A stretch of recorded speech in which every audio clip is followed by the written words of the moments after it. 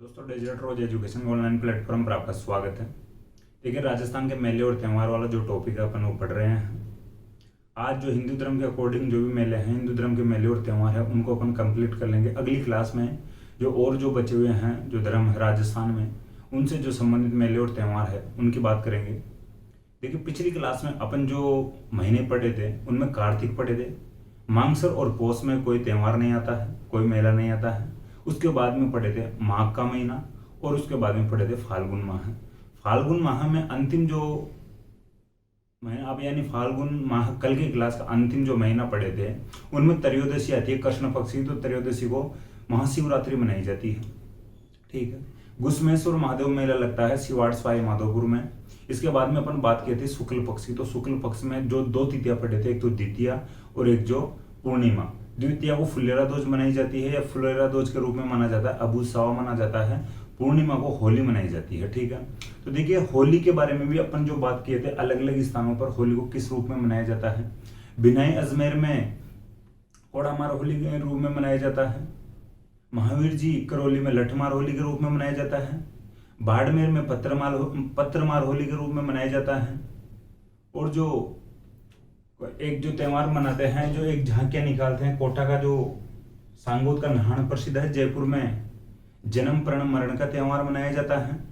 बादशाह की सवारी निकाली जाती है यानी ब्यावर अजमेर में। और इलोजी की बारात निकाली जाती है बाड़मेर में। ये जो अपनी बात थी, जो पिछली क्लास है, लास्ट क्लास का लास्ट महीना पढ़े थे, यानी कि कल की क्लास में जो अंतिम जो महीना पढ़े थे फाल्गुन माह पढ़े थे। ठीक है। और जो महीने पढ़े हैं उनका रिवीजन आप खुद करना। रिवीजन से बेस्ट और कोई तरीका नहीं हो सकता भाई, रिवीजन बार बार कर लिया करो। तो ये होली वाले जो फैक्ट है, कहाँ कहाँ पर होली किस रूप में मनाई जाती है, वो इंपॉर्टेंट होता है। ठीक है। तो बिनाई अजमेर में कोड़ामार होली, और इसके बाद में महावीर जी करौली में अपन पढ़े थे लठमार होली। बाड़मेर में जो पढ़े थे पत्थरमार होली। और जो बादशाह की सवारी निकाली जाती है ब्यावर अजमेर में, और यानी बाड़मेर में इलोजी की बारात निकाली जाती है। कोटा का जो सांगो क्षेत्र का नहान प्रसिद्ध है, जहाँ क्या भगवान की झांकी निकाली जाती है। जयपुर में जन्म प्रण और मरण का त्यौहार मनाया जाता है, यानी व्यक्ति की जीवन सर्किल यानी पूरा जीवन दिखाया जाता है। ठीक है। आज अपन बात करते हैं जो आगे जो महीने बचे हुए हैं उनकी बात करते हैं। तो सबसे पहले बात करेंगे आज की क्लास में चैत्र माह की। चैत का महीना या चैत्र माह। तो चैत्र माह की बात करते हैं तो कृष्ण पक्ष की बात करते हैं। कृष्ण पक्ष में पिछली क्लास में मैं आपको बता दिया ताकि भाई धुलंडी आएगी। ठीक है। उत्तरा फाल्गुन को होली मनाई जाती है, यानी फाल्गुन की पूर्णिमा को होली मनाई जाती है। तो फिर होली के अगले दिन जो धुलंडी मनाई जाती है, तो चैत्र पड़वा या चैत्र एकम को या चैत्र कृष्ण एकम को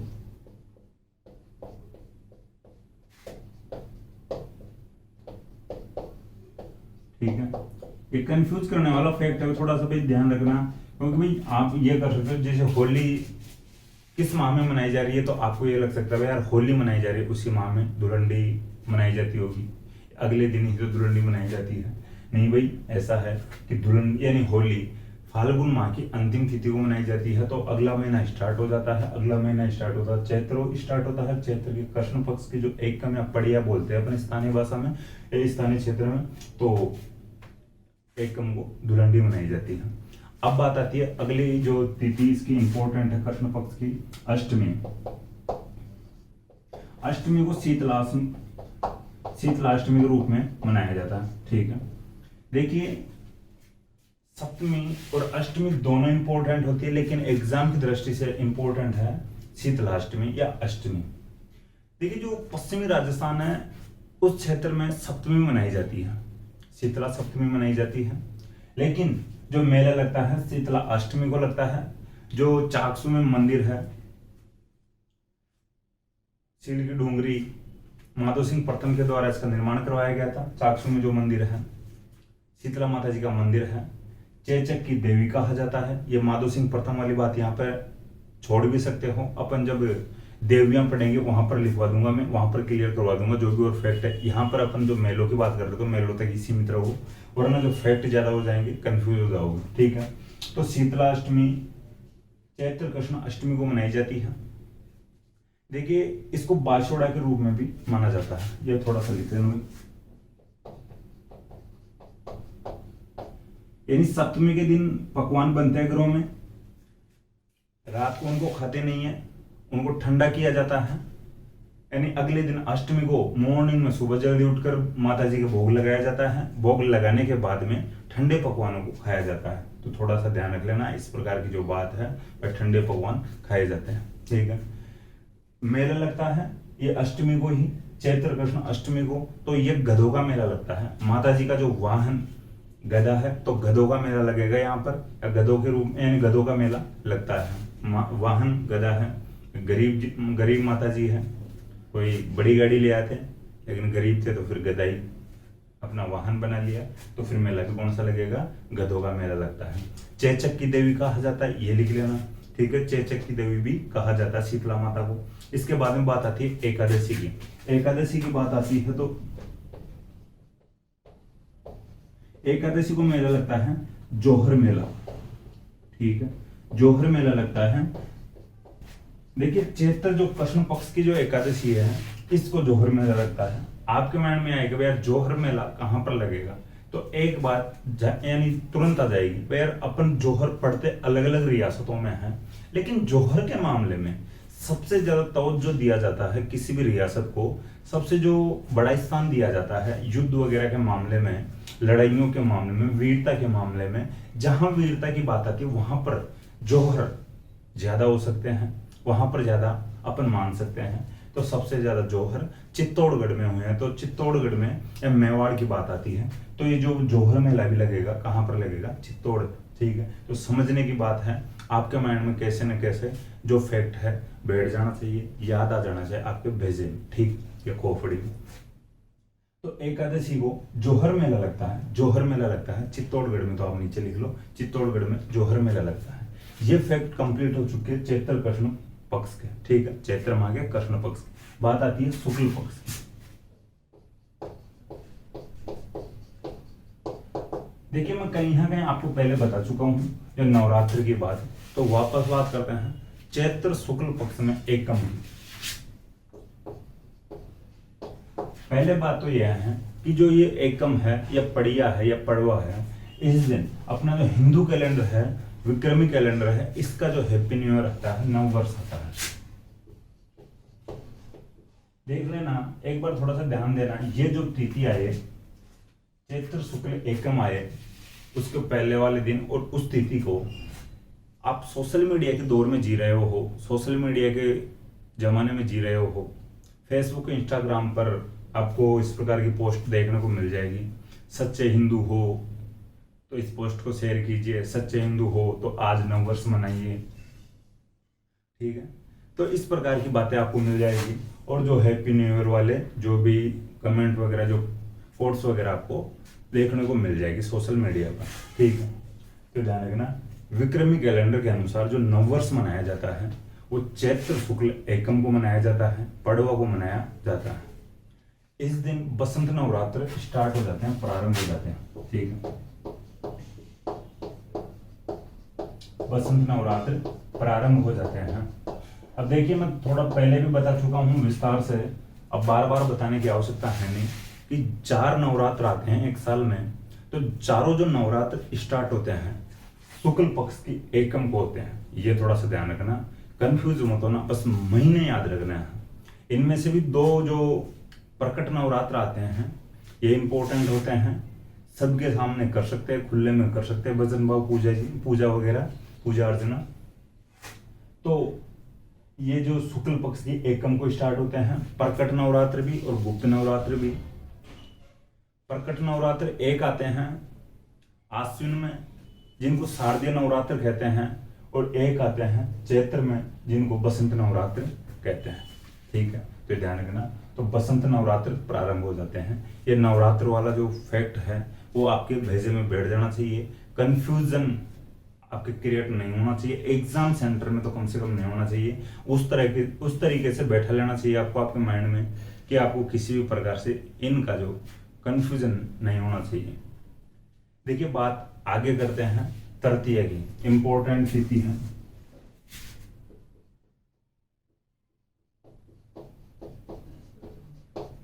तृतीया इंपॉर्टेंट क्यों है, तो इस तिथि को गणगौर मनाई जाती है। ठीक है। देखिए मैं पहले भी बता चुका हूँ एक बात है, जो तृतीया या गणगौर या तीज, ये जो फैक्ट हैं वो माता पार्वती के रूप में पूजे जाते हैं या माने जाते हैं। ठीक है, यहाँ पर इन तिथियों पर माता पार्वती की पूजा की जाती है। गणगौर की बात करें तो सबसे पहले एक फैक्ट आप लिख लो, जयपुर और उदयपुर की गणगौर प्रसिद्ध है। तीज की अपन बात किए थे भाई, आप कमेंट बॉक्स में ऐड करो छोटी तीज कहाँ की प्रसिद्ध है और बड़ी तीज, बूढ़ी तीज, कजली तीज या सातुड़ी तीज कहाँ की प्रसिद्ध है। ठीक,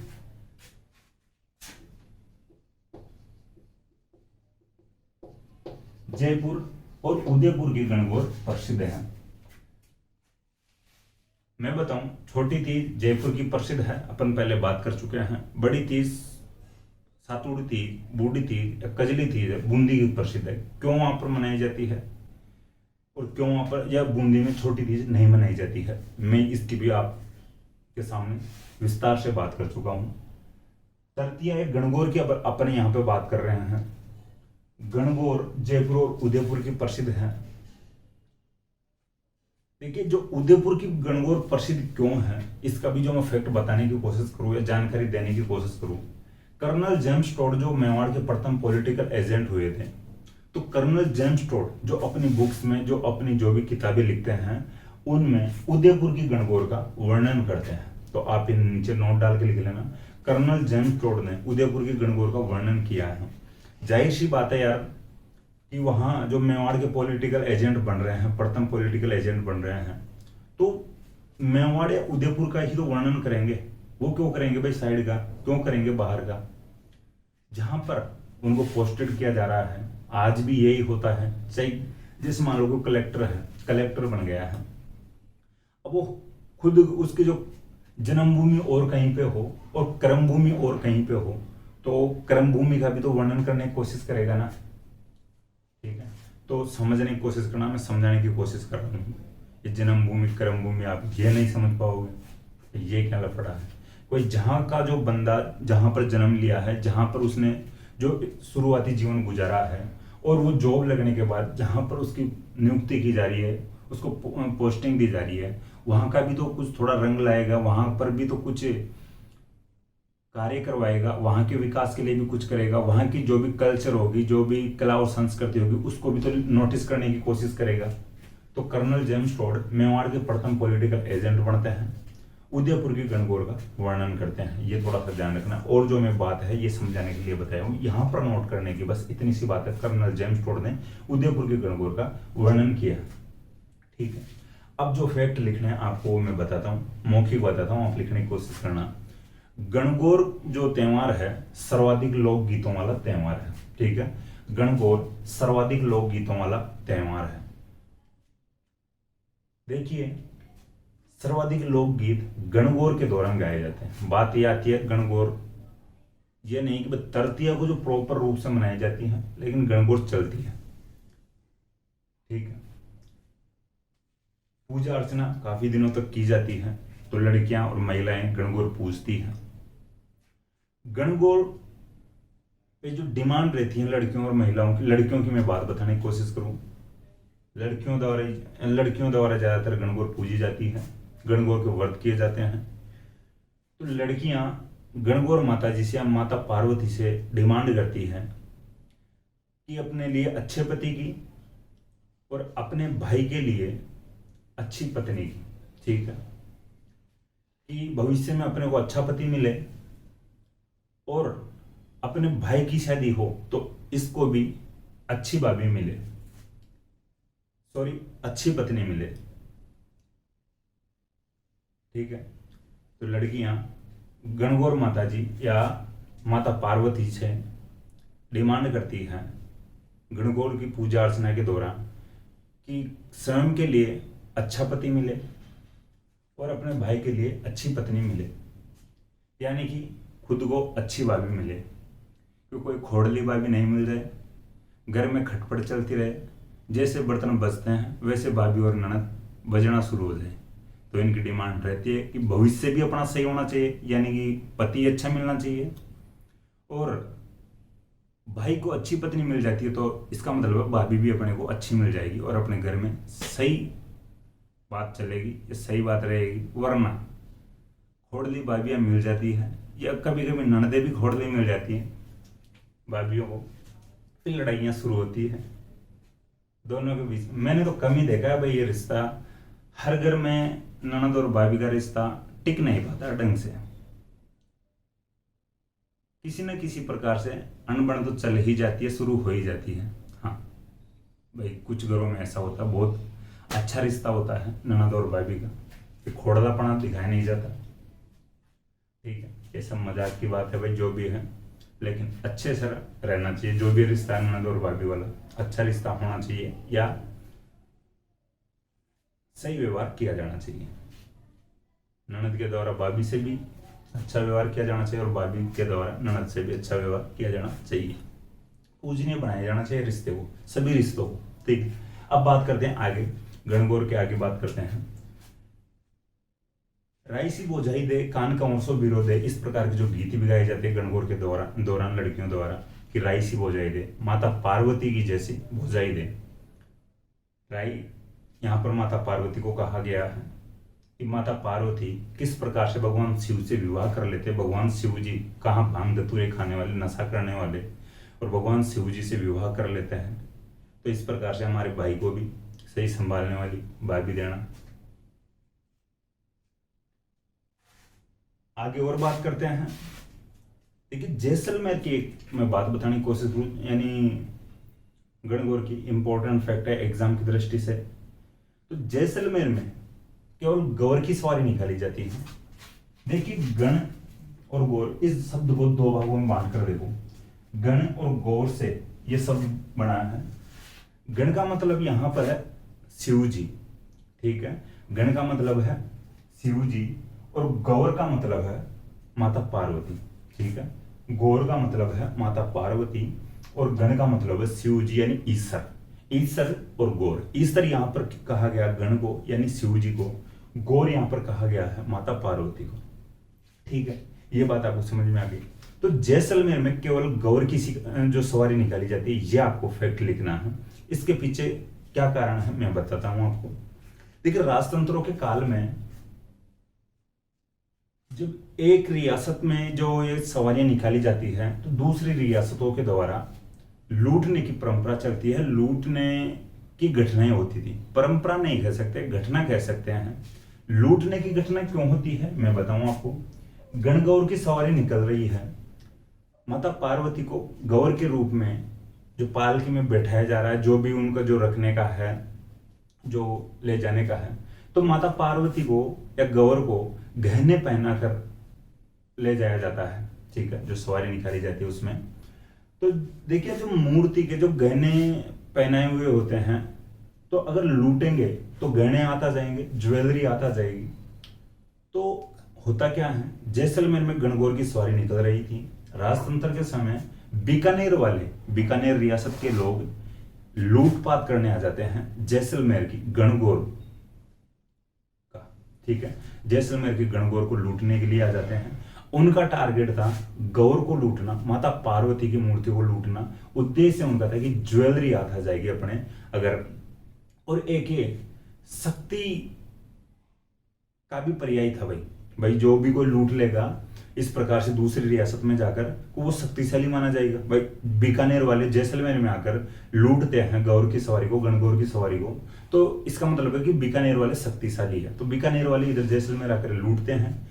होता क्या है, उनका जो टारगेट था पार्वती, माता पार्वती को लूटना या गौर को लूटना, लेकिन उनके हाथ लग जाता है शिव जी या गण लग जाता है उनका। ठीक है, चोट हो गई उनके साथ, वो ले जाकर देखते रहे यार ये तो गलत हो गया।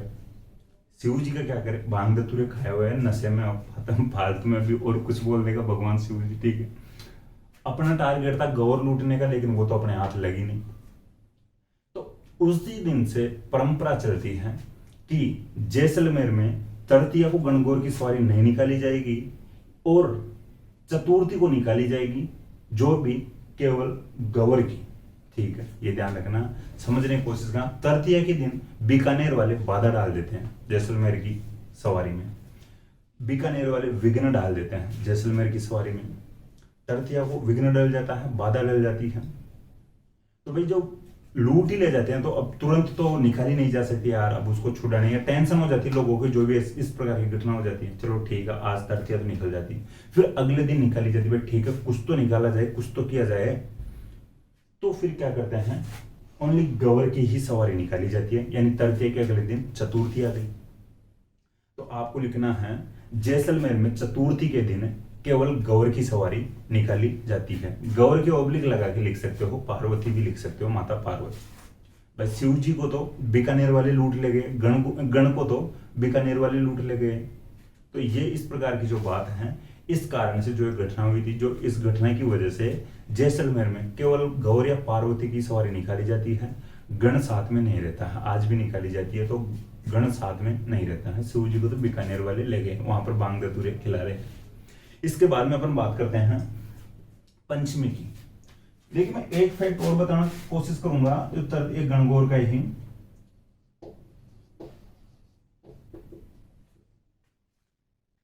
जो एक गणगौर मनाई जाती है, गणगौर जो पूजी जाती है, ये माता पार्वती और शिव जी के गोना या मुकलावे के रूप में मनाई जाती है, पूजी जाती है।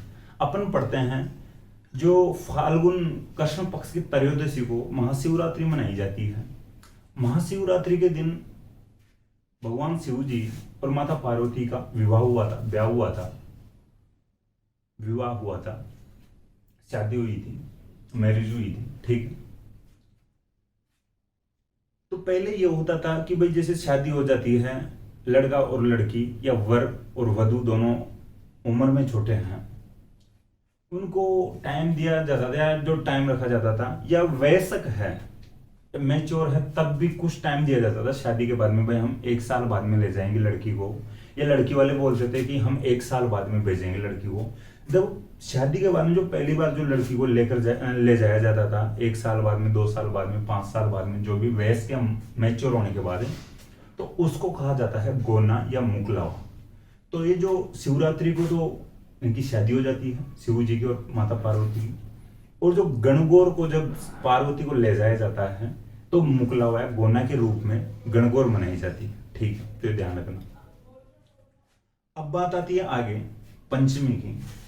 ये पंचमी आती है शुक्ल पक्ष की पंचमी, चैत्र शुक्ल पंचमी। इसको जो मनाया जाता है गुलाबी गणगौर के रूप में।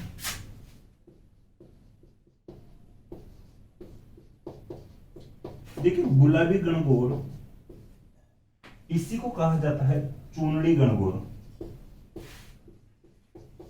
इस दिन गुलाबी चुनड़ियां उड़ाई जाती होगी, इसलिए इसको चूनड़ी गणगौर भी कहा जाता है। ये प्रसिद्ध है नाथ द्वारा में, या नाथ द्वारा की प्रसिद्ध है।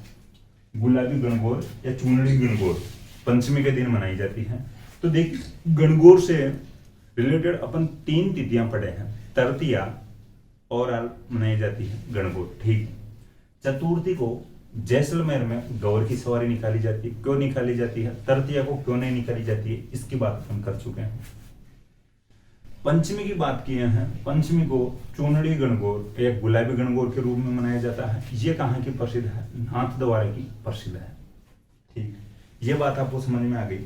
देखिए ये जो चैत्र पक्ष के जो फैक्ट हैं ये हैं। इसके बाद में थोड़ी और अपन बात करते हैं शुक्ल पक्ष के ही जो कुछ बचे हैं। इंपॉर्टेंट फैक्ट थे चैत्र पक्ष के, यानी जो चैत्र माह के शुक्ल पक्ष के, उनकी बात कर लिए हैं। एक जो तिथियां, 1-2 मेले इंपॉर्टेंट हैं, जैसे रामनवमी है, हनुमान जयंती है, ये इंपॉर्टेंट है।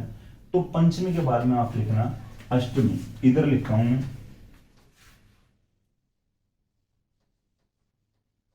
ये कृष्ण पक्ष नहीं है भाई। अब इस साइड जो उधर शुक्ल पक्ष का जो बचा हुआ मैटर है वो इधर मैं लिखता हूं, ठीक है। तो शुक्ल पक्ष की अष्टमी,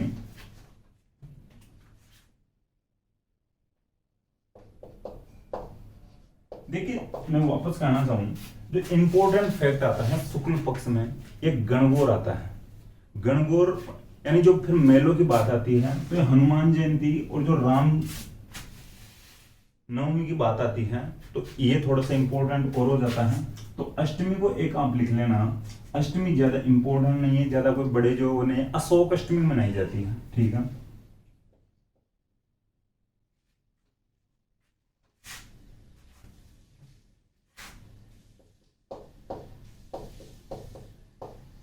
अशोकाष्टमी, अशोक की यानी अशोक अष्टमी मनाई जाती है। देखिए जो अशोक अष्टमी मनाई जाती है, अशोक के पेड़ की पूजा की जाती है, जिसको अपने स्थानीय क्षेत्र में, स्थानीय भाषा में बोलते हैं आसापाला।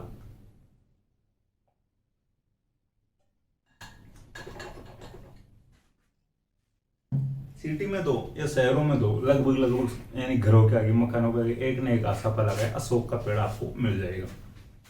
तो अशोक अष्टमी किस तिथि को मनाई जाती है? चैत्र शुक्ल अष्टमी को, ठीक है। बात आती है नवमी की, ये इंपॉर्टेंट है। रामनवमी मनाई जाती है। अपन पढ़ते हैं शारदीय नवरात्र में, उधर अष्टमी मनाई जाती है, फिर दशहरा मनाया जाता है। इन नवरात्र में मनाई जाती है रामनवमी, भगवान राम का जन्मदिन रहता है इस तिथि को। तो रामनवमी कौन सी तिथि को मनाई जाती है आपको याद रखना है, चैत्र शुक्ल नवमी को रामनवमी मनाई जाती है, भगवान राम जी का जन्मदिन मनाया जाता है। बात आती है पूर्णिमा की। पूर्णिमा का मतलब अंतिम तिथि आ गई है इस महीने की। हनुमान जयंती, हनुमान जयंती का मतलब है हनुमान जी का जन्मदिन, हनुमान जी का बर्थडे। मेले लगते हैं दो जगह,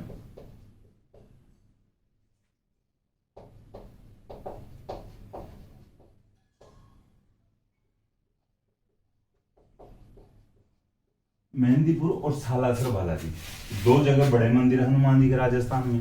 बड़े मंदिर होंगे तो बड़े मेले लगेंगे। हालांकि जहां पर हनुमान जी का मंदिर है तो जो हनुमान जयंती को वहां पर पूजा अर्चना, या मेला बड़ा नहीं तो कम से कम थोड़ी बहुत पूजा अर्चना तो होती ही है, ठीक है।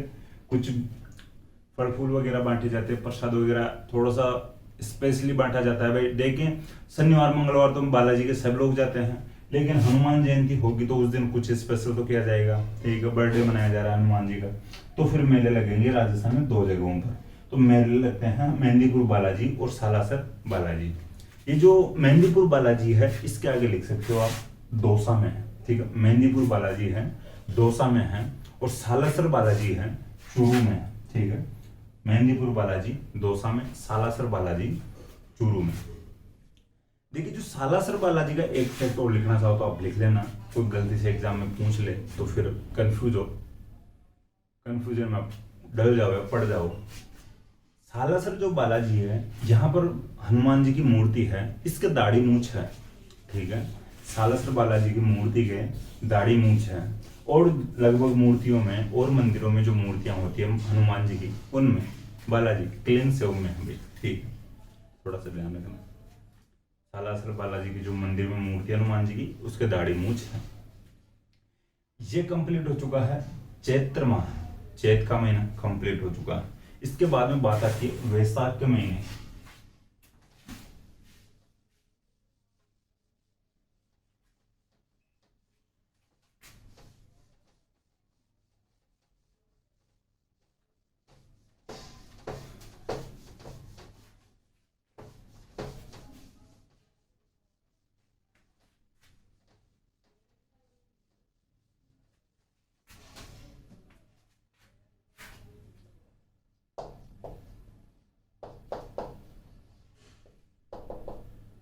ठीक, वैशाख के महीने की बात करते हैं, वही कृष्ण पक्ष,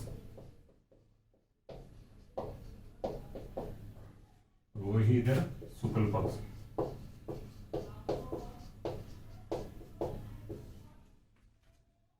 देखिए कृष्ण पक्ष की बात करते हैं तो तृतीया मनाई जाती है, वापस इधर तृतीया को मनाई जाती है धींगा गवर, ठीक है। तृतीया को धींगा गौर मनाई जाती है। इसका मेला लगता है जोधपुर में। जोधपुर में मेला क्यों लगता है मैं वो बताता हूं। देखिए वैशाख का महीना अपन पढ़ रहे हैं, कृष्ण पक्ष शुक्ल पक्ष। कृष्ण पक्ष अपन पहले पढ़ रहे हैं, जो कि हर महीनों में पहले पढ़ते आ रहे हैं, ठीक। हालांकि जो स्टार्टिंग में सावन पढ़े थे उसमें शुक्ल पक्ष पढ़े थे, आप कहीं शब्दों पर चले जाओ, ठीक है, उसको भी अपन आज कंप्लीट कर लेंगे। कृष्ण पक्ष की अपन तृतीया पढ़ रहे हैं। तृतीया को धींगा गौर मनाई जाती है। धींगा गौर क्या है, इसका शाब्दिक अर्थ भी बताता हूं मैं आपको। ये जो धींगा है, पश्चिमी राजस्थान में धींगाणों या जबरदस्ती इसका अर्थ होता है धींगा का। इसके जो शब्दकोश की बात आती है धींगा की, तो जबरदस्ती अपन लेते हैं, इसका जो अर्थ है धींगा का। अब बात आती है कि धींगा गौर क्यों मनाई जाती है। मेला पहले लिख लो, जोधपुर में मनाया जाता है। देखिए गणगौर के 15 दिन बाद मनाई जाती है। अपन पिछले महीने में जो यानी चैत्र में जो गणगौर पड़ चुके तृतीया को, उसके 15 दिन बाद में ये धींगा गौर मनाई जाती है। मेवाड़ के राजा हुए हैं राज सिंह, ठीक है, बड़े राजा हुए हैं, पढ़ चुके हैं अपन। मेवाड़ के राजा हुए थे राज सिंह, उनके कोई रानी थे, वो रानी जो थे मारवाड़ के थे, यानी रानी का जो पियर पक्ष था मारवाड़ था। तो राज सिंह की जो रानी थे वो राज सिंह से रूठ जाते हैं। राज सिंह के और जो रानी के बीच में अनबन चलती है या थोड़ी बहुत लड़ाई हो जाती है। गणगौर के आसपास या गणगौर के 2-4 दिन पहले रूठ जाते हैं, लड़ लेते हैं आपस में, दोनों जनों के बीच में लड़ाई हो जाती है। 2-4 दिन बाद में गणगौर आ रही है, तो रानी तो रूठी हुई है, तो गुस्से गुस्से में वो गणगौर नहीं मनाती है, गणगौर नहीं पूछती। गणगौर के 1-2 दिन बाद में राज सिंह और रानी के बीच में वापस झगड़ा हो जाता है, एक प्रकार से सोल्यूशन हो जाता है जो भी लड़ाई का। तो रानी कहते हैं कि 2-4 दिन पहले ही मना लेते मुझे तो क्या हो जाता। राज सिंह कहते हैं तो यार ऐसी क्या बात हो गई, आज मन गई तो अच्छी बात है। तो रानी कहते हैं 2-4 दिन पहले मना लेते या राजी कर लेते तो मैं गणगौर पूज लेती राजी खुशी से, ठीक। राज सिंह कहते हैं यार गणगौर कब गई है, तो कहती है रानी 2-3 दिन पहले गई है, तृतीया को गई है। राज सिंह कहते हैं तृतीया तो महीने में 2 बार आती है, फिर आ जाएगी 15 दिन बाद में, यानी भाई 10-12 दिन बाद में फिर आ जाएगी। भाई गणगौर के 2-3 दिन बाद में उनका राजीनामा हो रहा है, तो 10 से 12 दिन ही बच रहे होंगे, तो भाई वापस आ जाएगी अगले पक्ष में, यानी अगले महीने के जो पहले पक्ष में आ जाएगी तृतीया। तो तृतीया को फिर गणगौर पूज लेना। तो रानी कहते हैं कि ऐसे थोड़ी ना होता है, अपने मन की थोड़ी ना चलती है। राज सिंह कहते हैं क्या हो गया, अपने मन की चलेगी, राजा अपना है तो चलेगी भी अपनी। राज सिंह की रानी कहती है कि जनता तो चैत्र शुक्ल तृतीया को गणगौर मनाती है, चांदनी वाले पक्ष में मनाती है, चंद्रमा वाले पक्ष में मनाती है, मैं कैसे कृष्ण पक्ष में मनाऊंगी, जनता नहीं मनाएगी और मैं अकेली मनाऊंगी। तो राज सिंह कहते हैं तू मनाएगी तो जनता भी मनाएगी, ठीक। राज सिंह अनाउंसमेंट करते हैं पूरे राज्य में, पूरे मेवाड़ राज्य में, कि जो अगले महीने की जो कृष्ण पक्ष की तृतीया आ रही है, ये यूं कहे कि वैशाख महीने की कृष्ण पक्ष की तृतीया आ रही है, इसको सब लोग वापस गणगौर मनाएंगे, ठीक। अब राजा डाल रहा है जबरदस्ती से, यानी दबाव डाल रहा है जनता पर, तो जबरदस्ती से गणगौर मनवाई जाती है, गणगौर पुजवाई जाती है जनता से। तो मैं बता दिया शाब्दिक अर्थ, धींगा का अर्थ होता है जबरदस्ती, ठीक। तो धींगा गौर कहां पर मनाई जाती है, मेवाड़ में मनाई जाती है धींगा गौर। इसका मेला लगता है जोधपुर में। जोधपुर में क्यों लगता है, क्योंकि जो रानी का पियर पक्षा रानी थी जोधपुर की थी, मारवाड़ की थी, तो जोधपुर वाले ही ऐसे मेला लगा लेते हैं, मेला भरवा लेते हैं कि हमारी वाली ने वहां पर जाकर धींगा गौर अलग तिथि को मनवा ली है, ठीक है। तो भाई खुशी होती है उनको, तो मेला लगवा लेते हैं। तो आपको 2 फैक्ट लिखने हैं कि धींगा गौर तृतीया को मनाई जाती है, धींगा गौर का मेला जोधपुर में लगता है। राजा वगैरह की कोई ज्यादा बात लिखने की आवश्यकता नहीं है, बस थोड़ा सा आप याद रख लेना, राज सिंह के समय से यहाँ पर जो धींगा गौर मनाई जाती है शुरू होती है, तो थोड़ा याद रख लेना। इसके बाद में बात आती है शुक्ल पक्ष की, ठीक है। तृतीया की एक ही बात किया है, यानी इस पक्ष में एक ही तिथि की बात किया है तृतीया की। मेवाड़ के राज सिंह के समय में जो प्रारंभ होती है धींगा गौर मनाई जाती है। शुक्ल पक्ष की बात आती है तो शुक्ल पक्ष को वापस तृतीया की बात करते हैं।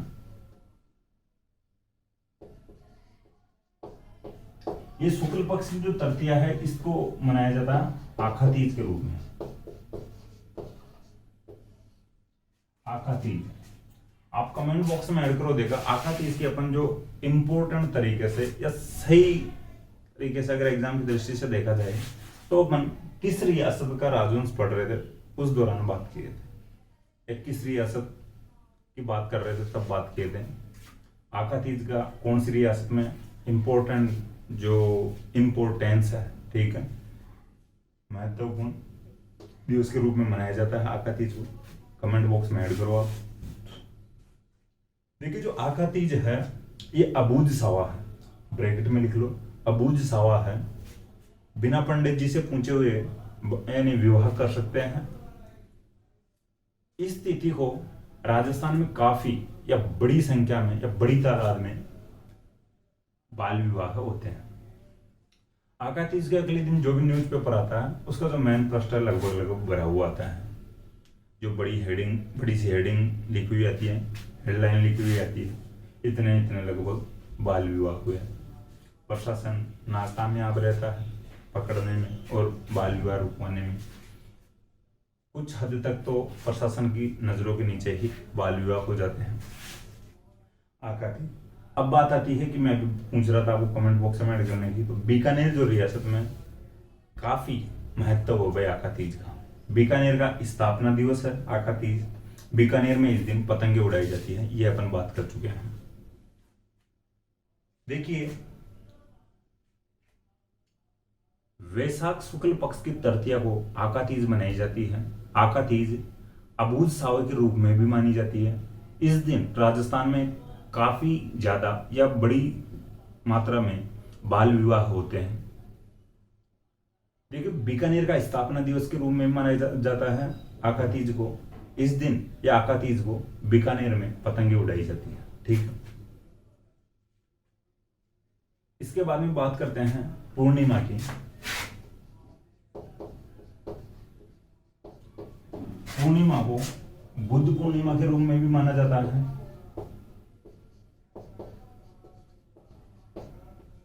ये पीपल पूर्णिमा के रूप में भी पूजा जाता है। वैशाख शुक्ल या वैशाख पूर्णिमा को बुद्ध पूर्णिमा और पीपल पूर्णिमा के रूप में पूजा जाता है। भगवान बुद्ध का जन्मदिन, मृत्यु वाला दिन ये पूर्णिमा ही है और ज्ञान की प्राप्ति भी पूर्णिमा को ही होती है, ठीक है। या सीधी भाषा में अपन यह भी कह सकते हैं भगवान बुद्ध का जन्म यानी वैशाख पूर्णिमा को होता है। भगवान बुद्ध को ज्ञान की प्राप्ति वैशाख पूर्णिमा को हुई थी और भगवान बुद्ध की मृत्यु वैशाख पूर्णिमा को हुई थी। तो बुद्ध के अकॉर्डिंग इस पूर्णिमा को बुद्ध पूर्णिमा कहा गया है, ठीक है। तो ये थोड़ा ध्यान रखना। पीपल पूर्णिमा तो लोग या महिलाएं पीपल को सींचती है, इस दिन पीपल में पानी चढ़ाती है, जल चढ़ाती है, तो पीपल पूर्णिमा कहा जाता है। या ऐसा भी अपन मान लेते हैं या ऐसा भी कह सकते हैं या यूं भी मान ले कि भगवान बुद्ध को पीपल के पेड़ के नीचे ज्ञान की प्राप्ति होती है, ठीक है। ज्ञान की प्राप्ति भी भगवान बुद्ध को पीपल के पेड़ के नीचे होती है। तो ये बात आपके समझ में आ गई होगी। बुद्ध पूर्णिमा पीपल पूर्णिमा के रूप में कौन सी पूर्णिमा मानी जाती है या पूजी जाती है? वैशाख पूर्णिमा। बात और आगे बात करें इसकी जो पूर्णिमा की, तो मेलों की। मेले लगते हैं, मेले इंपॉर्टेंट है। मेला एक लगता है बाणगंगा।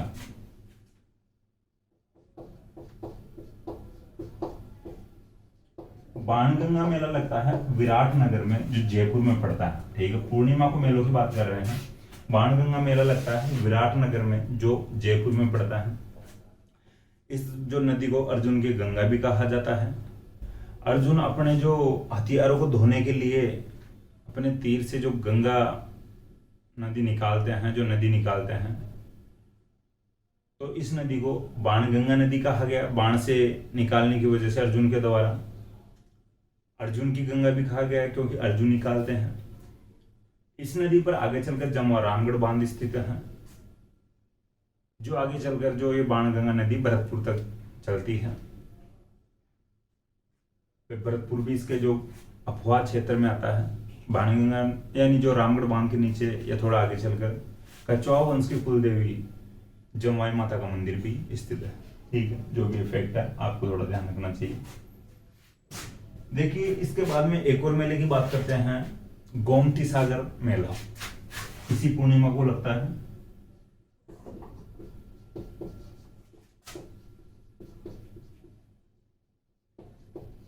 गोमती सागर जो मेला लगता है ये झालावाड़ में लगता है। ठीक है, गोमती सागर जो मेला लगता है झालरापाटन में लगता है। आप लिख लेना, झालरापाटन झालावाड़ से है। पहले भी अपन बात कर चुके हैं, मैडम चुनाव लड़ते हैं वसुंधरा जी, उनका विधानसभा क्षेत्र लगता है झालरापाटन।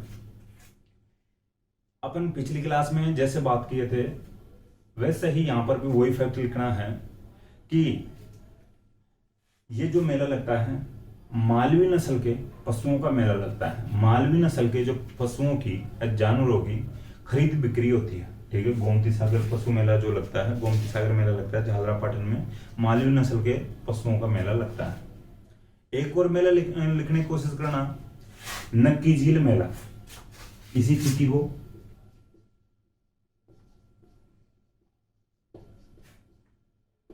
देखिए नक्की झील आपको कंफर्म पता है कहां पर है।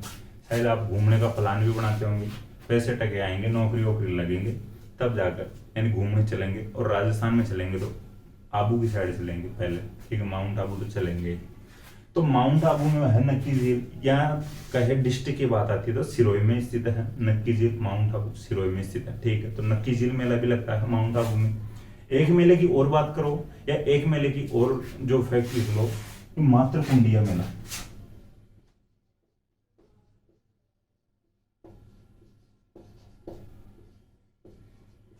मातृकुंडिया को अपन पहले भी बात कर चुके, थोड़ी विस्तार से, थोड़ी मैं कहानी भी बताया था शायद आपको। राजस्थान का हरिद्वार भी कहा जाता है। ठीक है, मातृकुंडिया जो मेला लगता है, आप पहले तो ये लिख लो कि चित्तौड़ में लगता है। ठीक है, जो मातृकुंडिया मेला लगता है चित्तौड़ में लगता है, चित्तौड़गढ़ में लगता है। मातृकुंडिया को राजस्थान का हरिद्वार भी कहते हैं। ठीक है, एक मेला और लिखना है आपको, गोतमेश्वर मेला।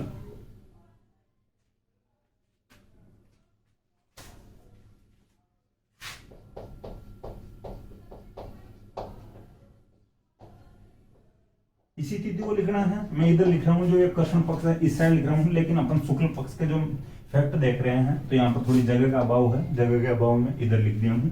तो गोतमेश्वर मेला एक स्थान पड़ता है प्रतापगढ़ में,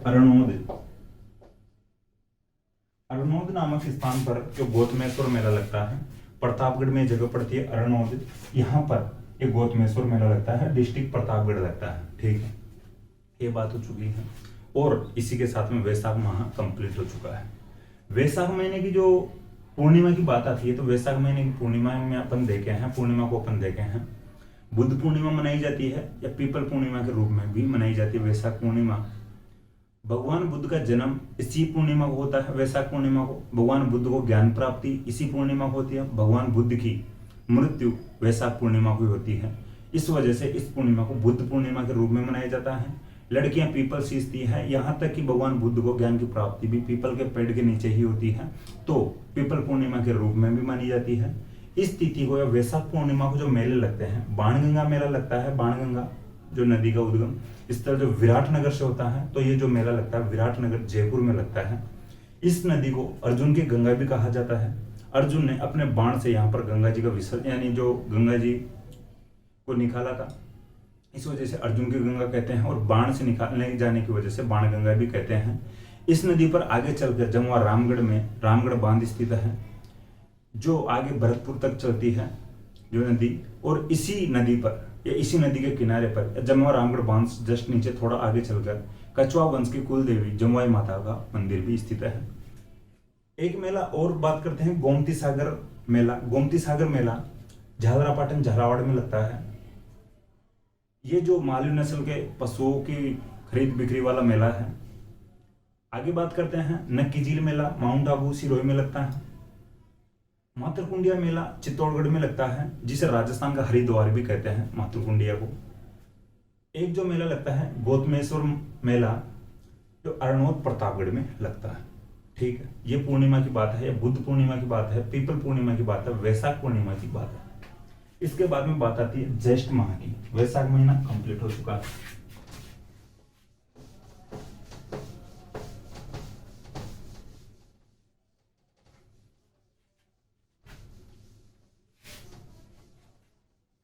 देखिए गर्मी वाले दिन आ गए। अब ज्येष्ठ के महीने के अकॉर्डिंग अपन बात करते हैं, हालांकि वैशाख में भी गर्मी रहती है।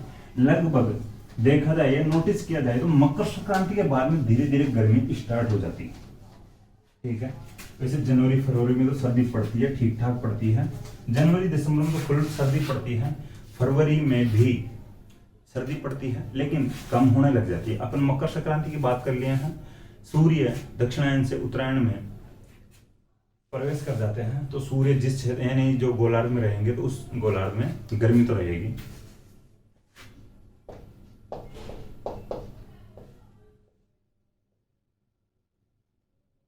ज्येष्ठ का माह है, शुक्ल पक्ष और यानी कृष्ण पक्ष और शुक्ल पक्ष की अपन बात करते हैं।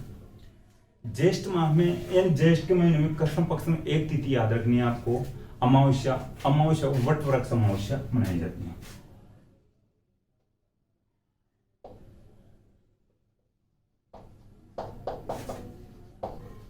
ठीक है, जो ज्येष्ठ माह की अमावस्या को वट वृक्ष अमावस्या मनाई जाती है। बड़ के पेड़ की पूजा की जाती है, आप लिख लो नीचे, बड़ के पेड़ की पूजा की जाती है।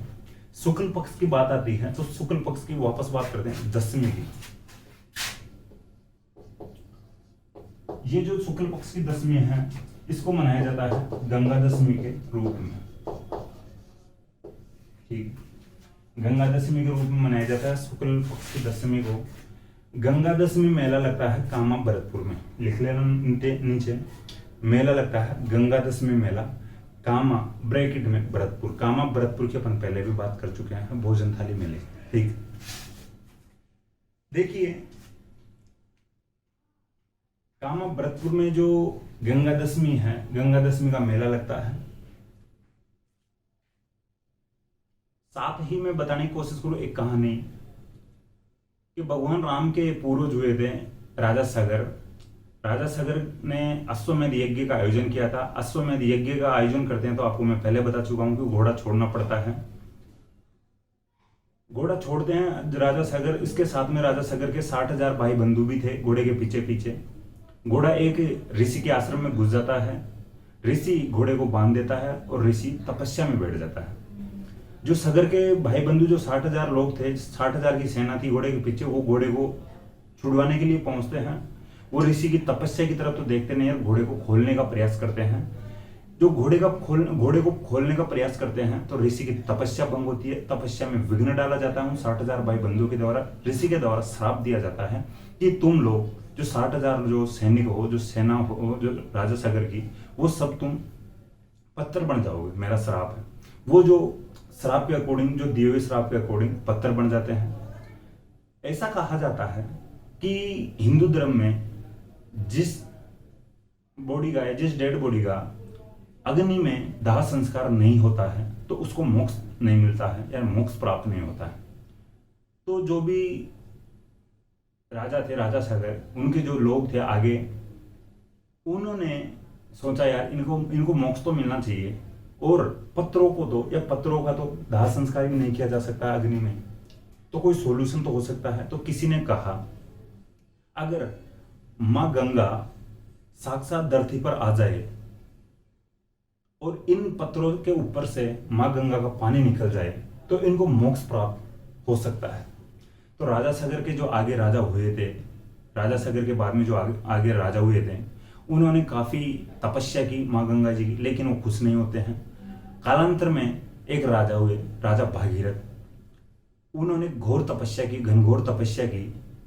मां गंगा उनकी तपस्या से राजी होते हैं और राजा भागीरथ को कहते हैं कि राजा भागीरथ, मैं आपकी तपस्या से खुश हूं, राजी हूं, और मैं नीचे या धरती पर आने के लिए तैयार हूं, स्वर्ग लोक से धरती पर आने के लिए तैयार हूं।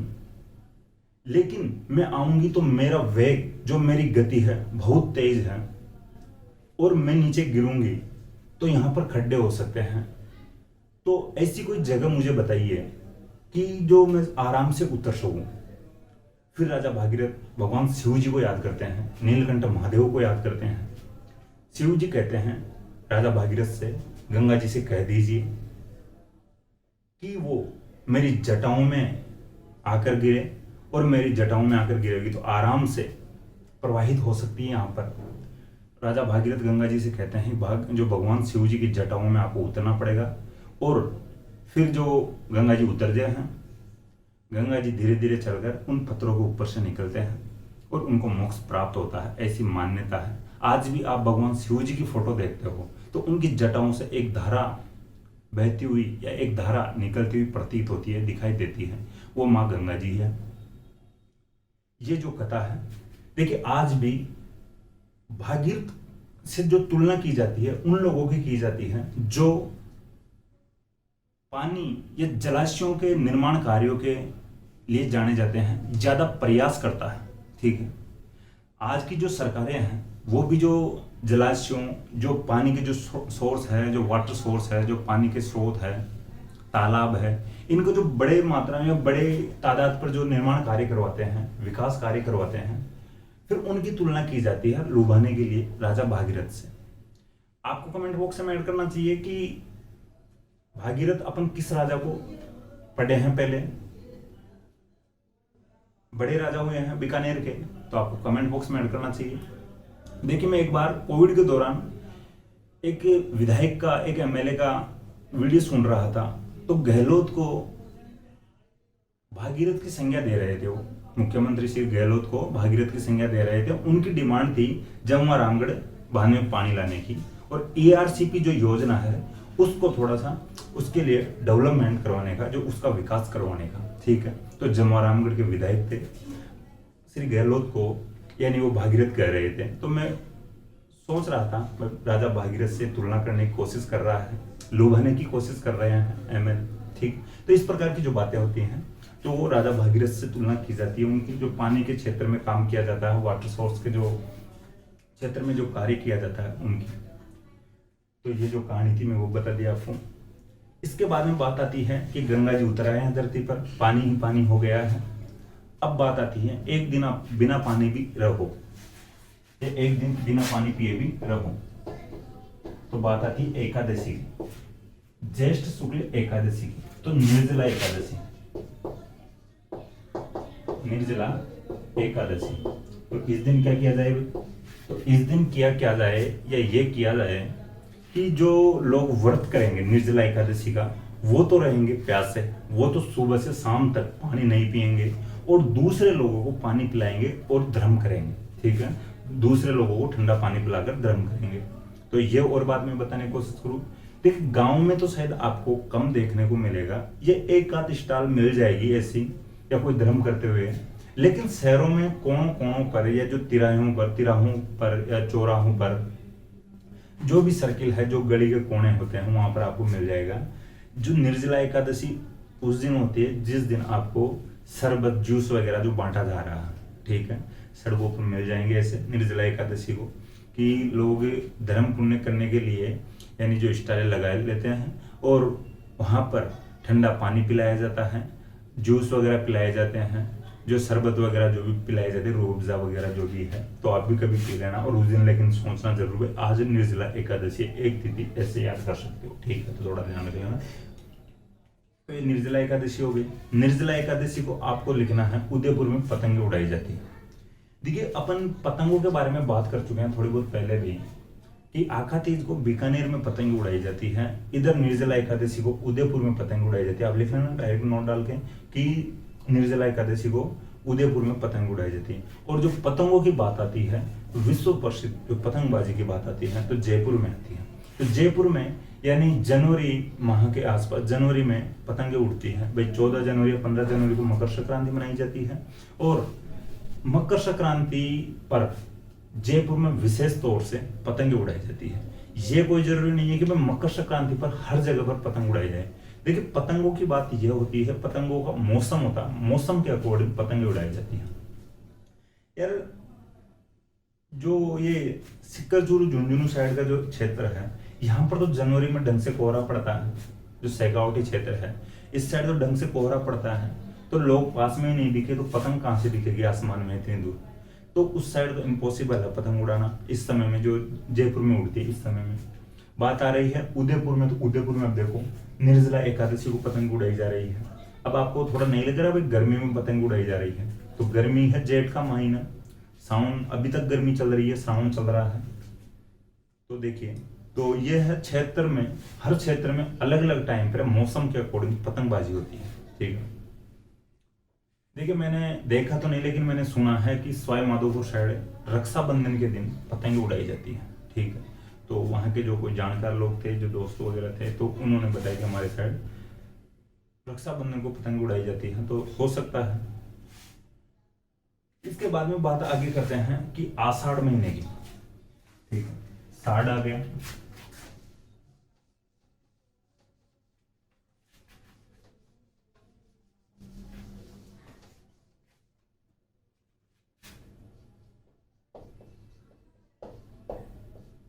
आषाढ़ माह का कृष्ण पक्ष और शुक्ल पक्ष।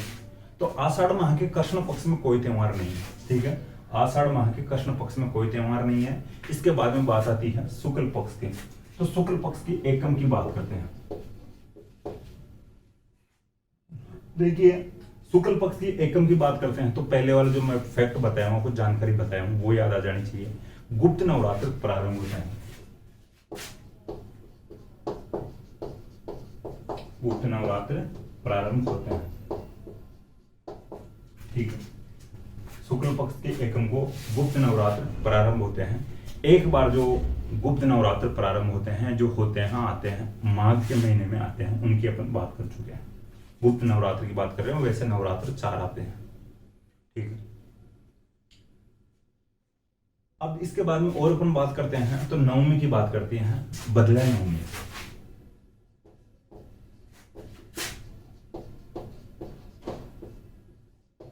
ये देखिए जो बदलिया है, ये एक प्रकार का जो मुहूर्त है, एक नक्षत्र है, बदलिया नक्षत्र। तो एक अबूझ सवाल है। इस दिन पंडित जी से बिना पूछे हुए शादी फिक्स कर सकते हैं, शादी निश्चित कर सकते हैं, विवाह की जो डेट है फिक्स कर सकते हैं, वे बदलिया नवमी को करेंगे। ठीक, तो नवमी, बदलिया नवमी जो प्रसिद्ध है, अबूझ सवा है, तो ये जो तिथि है ये भी लिख लेना। इसके बाद में बात आती है एकादशी।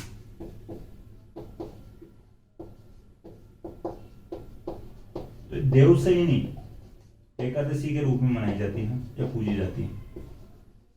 अब देखिए जो देव सो रहे हैं, वैसे देव सोने की और जगने की अपन बात कर चुके हैं। देव कब उठते हैं, कब सोते हैं, पहले बात कर चुके हैं, विस्तार में कहानी बता दी आपको। लेकिन देव जब सो रहे हैं तो लोगों को लगता है भाई यार देव सो जाएंगे, अगले 4 माह तक शादी नहीं कर पाएंगे अपने भाई की और जो बेटे की। ठीक है, जो भी कोई लड़के की शादी करना चाहिए या कोई लड़की की शादी करना चाहिए तो अपन शादी नहीं कर पाएंगे जब तक देव नहीं उठेंगे। तो कैसे भी अगर अपनी शादी फिक्स हो रही है, ये रिश्ता तय हो रहा है, तो कोशिश की जाए कि भदला नवमी तक अपन शादी कर दे। तो भदला नवमी को आपको ज्यादातर शादियां देखने को मिल जाएगी, या बड़ा सवा एक प्रकार से अपन कह सकते हैं, बड़ी मात्रा में या बड़ी तादाद में आपको शादियां देखने को मिल जाएगी। क्योंकि भाई अगले 2 दिन बाद में नवमी यानी दसवीं और एकादशी, तो 2 दिन बाद में देव सो रहे हैं। हालांकि देव सैनी को भी सावा होता है, देव सैनी को भी शादी होती है। तो भाई जो ये बदले नवमी अच्छा मुहूर्त है, इस दिन शादी कर देते हैं, अपनी टेंशन हट जाएगी भाई, जो नहीं तो फिर अपने को रुकना पड़ेगा जब तक देव उठेंगे वापस।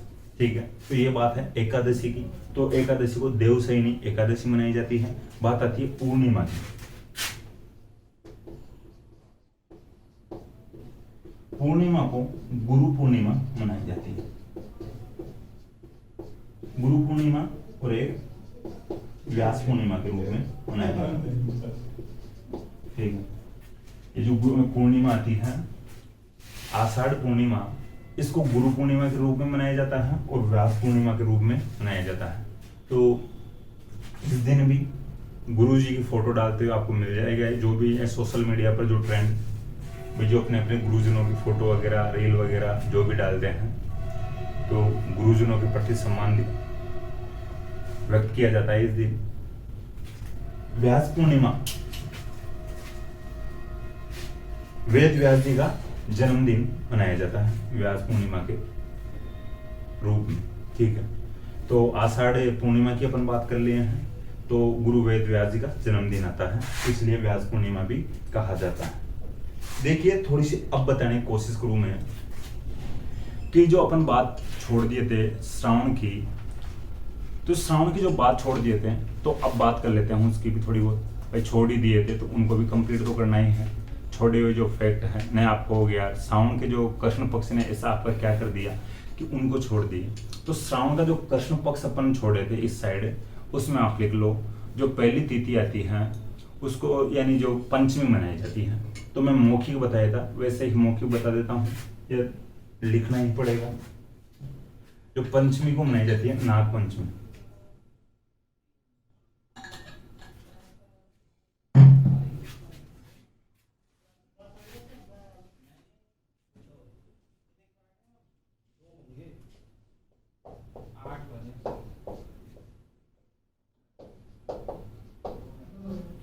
देखिए श्रावण में उसको इंक्लूड मत करना, वो अलग।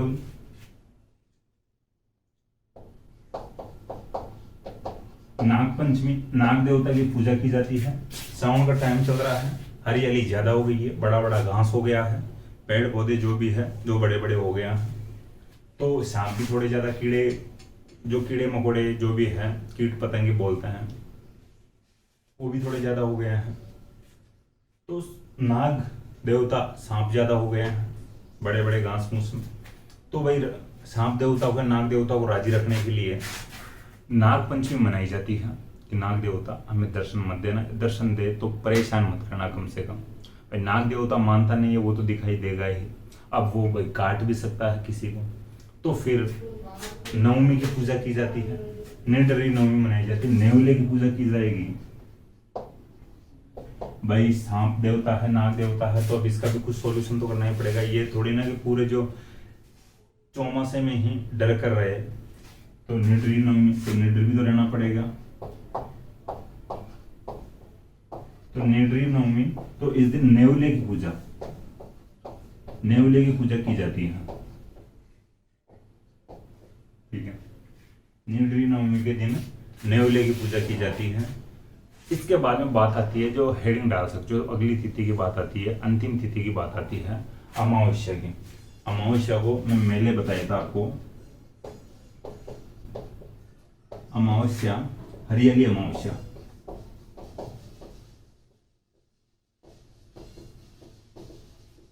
ठीक है, आप कंफ्यूजन हो सकते हो, मैं इसको मिटा देता हूँ। हरियाली अमावस्या के रूप में मनाई जाती है, जो अमावस्या, जो श्रावण की अमावस्या मनाई जाती है। इस दिन ये मेवाड़ का बड़ा, मेवाड़ में बड़ी तिथि के रूप में मनाई जाती है। मेवाड़ में एक प्रकार से बड़े त्योहार के रूप में मनाई जाती है, तो लिख लेना आप। देखिए कलेक्टर की तरफ से मेवाड़ में ये जो हरियाली अमावस्या की छुट्टी रहती है, पूरे राजस्थान की तो नहीं हुई, लेकिन कलेक्टर की तरफ से मेवाड़ में ये छुट्टी रहती है हरियाली अमावस्या की। ठीक है, इसका जो मेला लगता है, ये देखिए हरियाली अमावस्या, थोड़ा सा यहाँ पर समझ नहीं पा रहे हो तो अमावस्या लिख लेना, हरियाली अमावस्या के रूप में मनाई जाती है श्रावण अमावस्या। इस दिन जो मेला लगता है फतेह सागर झील मेला लगता है उदयपुर में। ठीक है, उदयपुर में छुट्टी घोषित की जाती है कलेक्टर के द्वारा। और शायद थोड़ा बहुत आपको याद हो तो आपको कमेंट बॉक्स में आप ऐड करना चाहिए। ऊपर माल का, डंका, पंच बोर्ड, इस प्रकार की अपन संस्थाएं पढ़े थे, तो उनसे भी कोई लेना देना है क्या हरियाली अमावस्या से, आपको याद आना चाहिए। मन्ना पटेल भी याद आ जाना चाहिए थोड़ा बहुत। ठीक है, इसका जो मेला लगता है फतेह सागर झील मेला उदयपुर में। ठीक है, तो आप लिख लो। और एक मेला लगता है कल्प वृक्ष मेला, ये लिख देता हूं।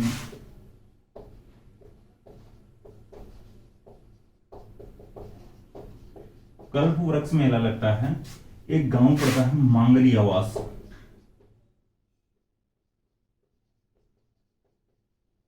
ये मांगली आवास जो गांव पड़ता है, ये पड़ता है अजमेर में। काफी पुराने यहाँ पर जो दो पेड़ हैं, कल कल्प वृक्ष जिनको कहा जाता है वो पेड़ है मांगलियावास गांव में। ये मांगलियावास पड़ता है अजमेर में।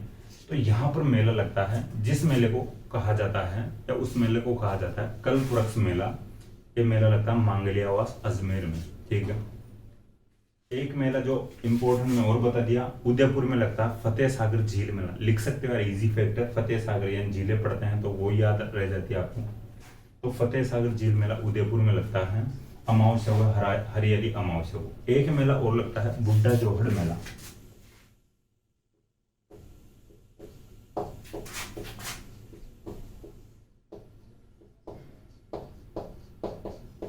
बुड्ढा जोहड़ मेला यहाँ पर गुरुद्वारा है, ठीक है।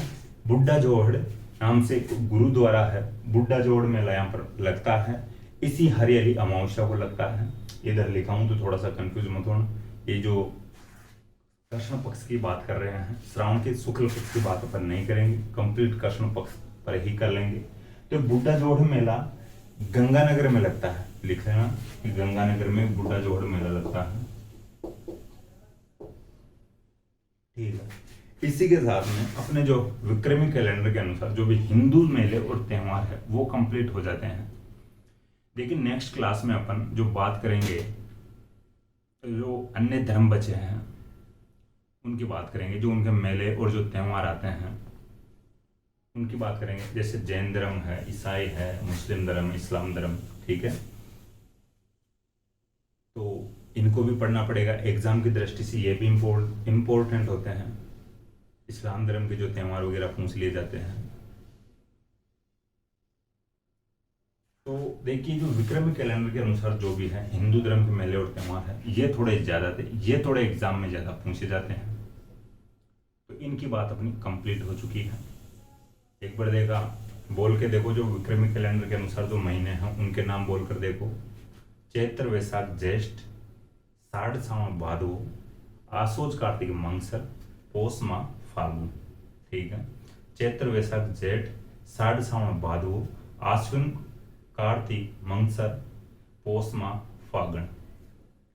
अपने वाली भाषा में बोल के देख लिया करो, किताबी भाषा में बोल के देख लिया करो। किताबी भाषा में एक बार वापस, चैत्र वैशाख ज्येष्ठ, आषाढ़ श्रावण भाद्रपद, आश्विन कार्तिक मार्गशीर्ष, पौष माह फाल्गुन। अपने वाली भाषा में बोल के देखो, चैत्र वैशाख जेठ, साढ़ सावन भादो, आसोज कार्तिक मांगसर, पौष माह फागुन, ठीक है। ये बात हो चुकी है। नववर्ष मनाया जाता है चैत्र शुक्ल एकम को। जो भी ये पखवाड़े हैं महीनों के वो मैं बता दिया आपको। 2 पखवाड़े होते हैं एक महीने में, कृष्ण पक्ष और शुक्ल पक्ष। कृष्ण पक्ष बोले तो काला पक्ष, जिसकी अंतिम तिथि अंधेरी हो, अंधेरी रात हो, जिसकी अंतिम रात अंधेरी हो, अमावस्या मनाई जाती है अंतिम तिथि को, कृष्ण पक्ष की अंतिम तिथि। शुक्ल पक्ष की अंतिम तिथि पूर्णिमा के रूप में मनाई जाती है। इस रात को या पूर्णिमा की रात को चांद अपनी पूरी रोशनी बिखेरता, आभा बिखेरता, उजाला देता है। तो चांदनी रात होती है तो पूर्णिमा मनाई जाती है, और अंधेरी रात हो तो कृष्ण पक्ष की अंतिम तिथि को अमावस्या मनाई जाती है। ये जो कुछ फैक्ट है, इंपॉर्टेंट जो मेले और त्योहार थे उनकी अपन बात कर लिए हैं।